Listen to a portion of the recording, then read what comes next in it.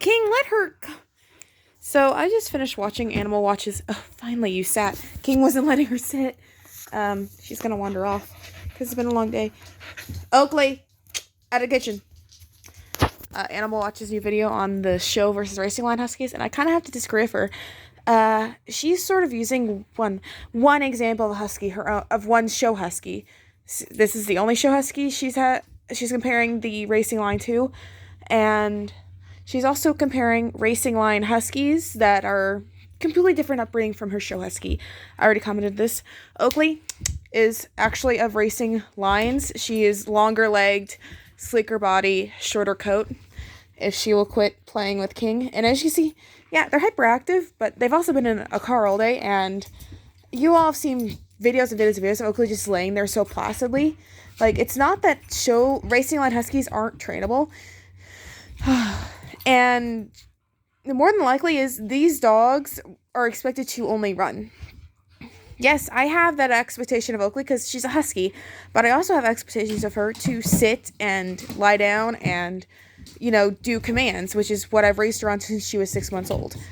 Oakley, choking's not fair. And these huskies that are in these kennels are expected to run and pull a sled, and that's all they're expected to do. So you really shouldn't have the same expectations of a dog that isn't conditioned to do that.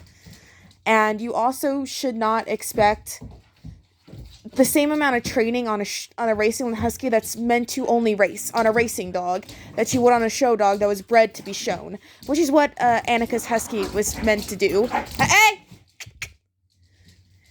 I see. She listens to my voice. Which, if you listen to Annika's video, Oakley shouldn't do, because she is not a show line. Oakley, stay in frame. Come on.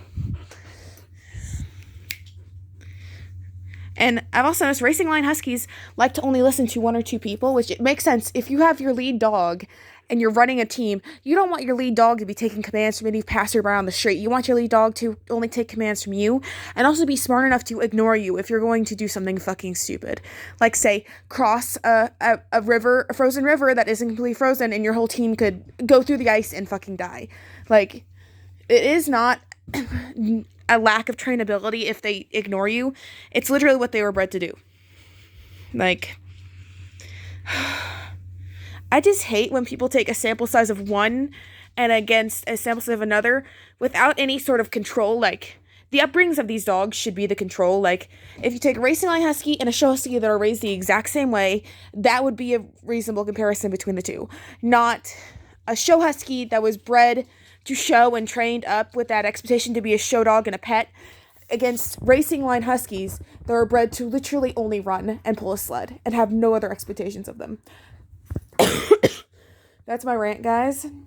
So, yeah, it's sort of stupid, and it's... Between this and the other video, I'm sort of losing faith in Animal Watch. So, yeah, I better stop them.